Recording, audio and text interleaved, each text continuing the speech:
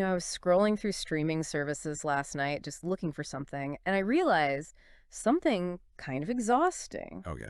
Movie love is so loud. I mean, it is just incredibly high volume. It's the boombox in the rain, the guy sprinting through the airport. The declaration in front of everyone. Exactly, the slow clapping cafeteria, the fireworks. And look, don't get me wrong, I totally eat that stuff up. We all do. But it got me thinking, is that actually how deep connection works? Or are we just, so trained to look for the fireworks that we completely miss the fireplace that's burning right in front of us? That is a really valid question. Yeah.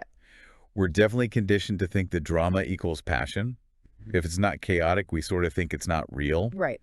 But for this deep dive, we are pivoting hard in the other direction. We're looking at a source that basically argues the complete opposite. We're diving into a collection of short stories called Whispers of the Shape of Love. By Abdullah al-Khalifa. Yep. And I think the title alone is a pretty strong hint at where we're going. It's not shouts of love, right? It's whispers. Right. And our mission today is a little different. We're not just recounting a romance plot, though there is a fantastic story in here we're going to get to.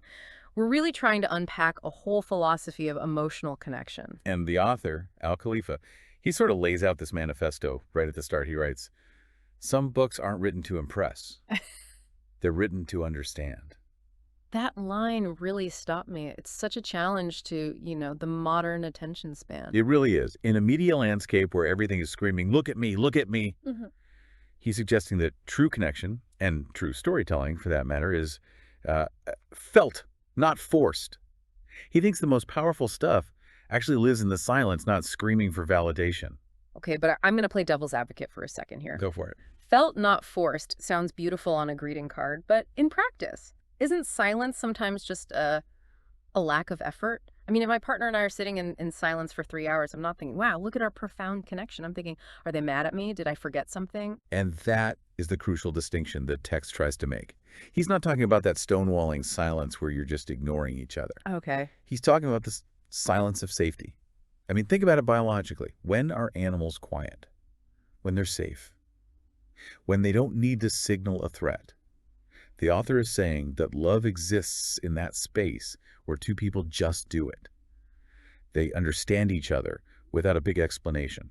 It's like high bandwidth communication. So it's not a fax machine, it's a fiber optic cable. Exactly. It's a fiber optic cable plugged right into the other person's brain. You don't need to spell it out. Okay, I like that analogy. So it's not about having nothing to say, it's about not needing to say it to prove you're there. Precisely. It's vulnerability that doesn't demand an audience. Yeah. We live in such a performative time, right? If you didn't post the date night on Instagram, did it even happen? This source is stripping all of that away. All right, so that's the theory. But, theories are easy. Relationships are messy. They are. So to really test this quiet love idea, we have to look at the main case study in the book.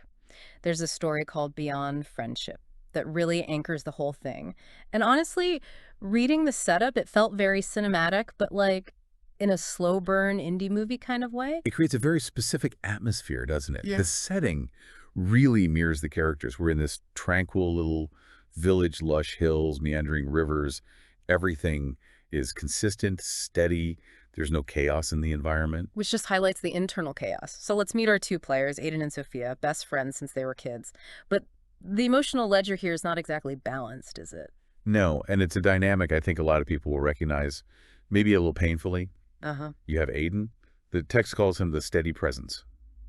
And he's realized over time that his feelings for her are, well, they're love, but, and this is the core of his character, he keeps it completely locked down. Why? He values the friendship so much that he sees his own romantic feelings as a threat to it. So he chooses silence, not out of disinterest, but out of, like, a sense of protection. See, this is where I get frustrated with characters like Aiden. Is it really protection? Or is it fear? Because from the outside, it just looks like he's in the friend zone by his own choice. He's suffering in silence while she has no idea. Oh, it is fear, absolutely. But the text frames it as a selfless kind of fear.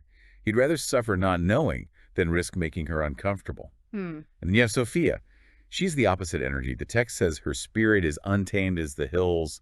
She's vibrant, adventurous, and her view of Aiden is so interesting psychologically. She calls him her other half. She feels this unique comfort with him she finds nowhere else. But she doesn't call it love. She doesn't. And that is the critical conflict. She views love as an abstract idea, Abstract idea. Let's dig into that for a second, because I think that's something a lot of us do. What does the author really mean by that? Think of it like this. Sophia is shopping for love, but she's looking for like a specific brand of designer bag she saw in a movie. She has a checklist. It needs to be exciting. It needs to be loud. It has to sweep me off my feet. Meanwhile, Aiden is standing right there, handing her this custom hand-stitched bag that will last a lifetime and holds everything she needs. But it doesn't have the flashy logo she's expecting. Exactly. So she doesn't even recognize it as a bag. She thinks it's just, I don't know, storage. Wow, that is a killer analogy. She's looking for the label of love, not the function of love. Precisely. She believes she will recognize love when it arrives, which implies it's this external force that just crashes into you. She's scanning the horizon for a thunderstorm, totally missing that she's already standing in a warm house. And they share everything, fears, dreams, all of it, except this one truth. That's one truth. So we have this tension. He knows, she doesn't. And usually in a rom-com, this is where they get stuck in an elevator or something and have to talk it out. But this story takes a different turn. Sophia decides to leave. Yeah, the catalyst is departure. It's summer, the days are warm, but you can feel this change in the air. Sophia wants to pursue a long-held dream in the city. She wants that adventure. And Aiden, what does he do? This is the ultimate test of his quiet love philosophy. He doesn't beg her to stay. He doesn't make a scene. He helps her pack. Ugh, that part actually hurt to read. Helping the person you love pack their bags to leave you. That is just masochistic. I mean, at some point, don't you have to fight for what you want? If I'm Aiden, I am throwing myself in front of that moving van. And that would be the movie love we talked about at the beginning, right? I guess so. But think about the respect in his choice. If he throws himself in front of the van, he's making her dream about him. He's making her feel guilty. By helping her pack, he's validating her choice. He's saying, I love you enough to let you go find what you think you need. It's agonizing, but it's incredibly mature. Mature, maybe, but so risky. He's betting everything on her figuring it out on her own. So we get to the farewell scene. The night before she leaves, they're under their favorite tree, moonlight on the river. I mean, the whole setup is just begging for a kiss. It is. The text even talks about the weight of unspoken words. The air is heavy with it, and Sophia senses it. She looks at Aiden and would see something profound in his eyes. Her intuition is going off. She knows something is there. But she doesn't ask, and he doesn't tell. Instead, he gives her a gift. And I really want to spend a minute on this because it's not just some generic goodbye present. It's a journal. This journal is the physical anchor of the entire story. It's small, but inside, Aiden has filled it with sketches and notes of all the places they went, all the memories they made. Just think about the effort there. Yeah. In a world of digital photos and quick text, he sat down with pen and paper, and he curated their entire history. It's basically a receipt. He's saying, here's the proof that we happened. Here's the proof that I was paying attention. It's proof of witness. You know, to be loved is to be known, right? This journal is Aiden saying, I know you. I remember how the light hit your face on that hill 3 years ago. I remember what we laughed about. It's being seen in high definition. And she's looking through it. Her heart tightens. And then Aiden drops his parting line. He doesn't say, I love you. He says, I'll be here whenever you need to return. I'll be here. That one sentence just carries so much weight. It's not, please come back. It's not, don't go. It's just a statement of permanence. It's him offering himself as a baseline, a constant in a world of variables. So Sophia takes the journal, takes the reassurance, and she goes, we cut to the city. And the author does a great job contrasting the vibe. It's bustling, exciting. It's everything she thought she wanted. At first, yeah. The text says her days were packed with excitement. She's getting those dopamine hits, new sights, new people, the noise, the energy. She's finding that designer bag label she was looking for. The flashiness. The flashiness. Yeah. But the dopamine wears off. It always does. And what's left? An emptiness lingered. And I think we need to unpack that. It's not just boredom. It's that specific loneliness you feel in a crowd where nobody actually knows you. She has stimulation, but she doesn't have solace. And she keeps going back to Aiden's journal. That image of her in a busy city apartment opening this handwritten book, it's such a clash of worlds. The journal is her anchor. It's the only thing that feels real. She's basically haunting her own memories. And she's realizing that the warmth she feels from those pages is stronger than the heat from all the city lights. It's the grass is greener syndrome in real time. Sometimes you have to physically leave a situation to actually see its shape. She was too close to Aiden to see him clearly. Distance gave her perspective. Exactly. So this goes on for months. It's not just a weekend trip. She's really trying to make this new life work. And then we hit the climax. It's autumn, a chilly evening. She's walking down the street, and she sees a random couple. This is the aha moment. And notice what triggers it. It's not a couple making out in the rain. It's not a public proposal. She sees a couple holding hands and laughing softly. That's it. Just gentle, private laughter. Why does that specific image break her? Because of mirror neurons, I think. She sees that quiet, safe intimacy, that we have our own inside joke vibe, and she recognizes it. She realizes that the abstract love she was hunting for, the thunderstorms and the fireworks, that wasn't what she actually craved. She craved the safety she saw in those strangers. And then she realized she already had it. The text says, he was her home, her solace, her love. It's like the puzzle pieces finally just click into place. The excitement of the city was fun, but it wasn't home. Exactly. We confuse fun with fulfillment all the time. Aiden was fulfillment. And once that realization hits her, all the hesitation just vanishes. She doesn't make a pro-con list. She just dashes back to the village. She pulls the reverse maneuver. She leaves the excitement for the quiet. And when she gets back, where is he? He's exactly where he said he would be. Of course he is. Beneath their favorite tree, watching the sunset. He kept his promise. I'll be here. And this is the moment where, in a movie, she'd run up and give this 5-minute monologue about how wrong she was and how sorry she is. But the dialogue here is so much more potent because it's so short. It's one of my favorite lines in the whole collection. She reaches him, totally breathless, and she just says, I couldn't find love here because I left it behind with you. I left it behind with you. That is such a fascinating way to frame it. It's not, I found a new love with you. It's more like, I was carrying an empty container around the city because the contents were with you the whole time. It implies that love isn't something you go out and get like a commodity. It's something you cultivate. She couldn't find it in the city because love isn't a place. It was a person.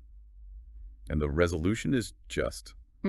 It's pure Al Khalifa philosophy. They embrace, no questions, no I told you so from Aiden. Oh, thank God for that. If he had said, I told you so, I would have thrown the book across the room. Right. But he doesn't. The text says their love had been quietly inscribed in their memories. It had been patiently waiting for them to acknowledge it. And that word waiting is key.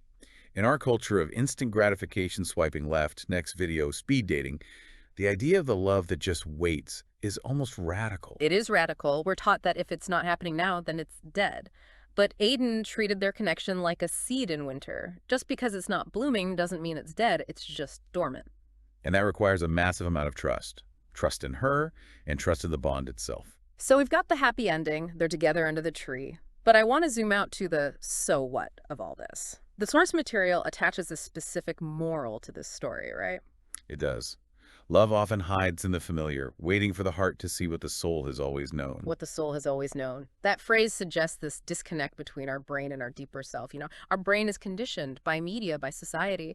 Our brain says, I need a partner who looks like this and has this job. But the soul just knows where it feels safe. It's the difference between what you think you want and what you actually need. Sophia thought she wanted the roller coaster. Turns out, she just wanted the solid ground. Which leads to the broader lesson about gentle companionship. We tend to undervalue the word gentle. We prioritize passion or intensity, but intensity burns out. It's exhausting. Gentle is sustainable. Gentle is what you want on a Tuesday night when you have the flu and work was awful. Aiden is the Tuesday night guy. The Tuesday night guy? That needs to be on a t-shirt. But seriously, it's so true. We chase the Saturday night date, but we live our lives on Tuesday nights. Exactly. And Al Khalifa's work really pushes us to stop overlooking those boring parts of love. He suggests the most profound connections are the ones that go unspoken because they don't need to be. I mean, if you have to constantly talk about how much you love each other, who are you trying to convince? Ugh, that hits a little close to home. It's like that couple that posts essays about each other on social media every week. You always kind of wonder what's really happening behind closed doors. Right. And you contrast that with Aiden and Sophia. Their love whispers because it's secure. It's not going anywhere. It's interesting. We started this whole thing sort of bashing movies, but in a way, this story gives us that satisfying ending we want just through a very different route. It feels earned. It feels earned because there was a cost. The cost was time apart. The cost was the risk of losing each other. It wasn't just handed to them in a quick montage. They had to navigate the silence to find the sound. So if this vibe, this honest, sort of reflective, but ultimately hopeful storytelling sounds like something you need in your life, you should definitely check out the source. The collection is Whispers of the Shape of Love by Abdullah Al-Khalifa. It's available as an ebook on Amazon Kindle. It's a great read. If you're looking to, like, cleanse your palate from the loud, flashy romance we're usually fed, it's a book that really asks you to slow down. So before we sign off, I want to leave you, the listener, with a little bit of homework. We talked about Sophia missing what was right in front of her because she was looking for a specific shape of love. So look around your own life. Who is your Aiden? Who or what is that steady presence you might be overlooking simply because they aren't setting off fireworks? It's a scary question to ask, but it might just save you a trip to the city and back. Yeah, love Yeah. that. Sometimes the best thing you can find is what you already have. Thanks for diving deep with us. We'll catch you on the next one.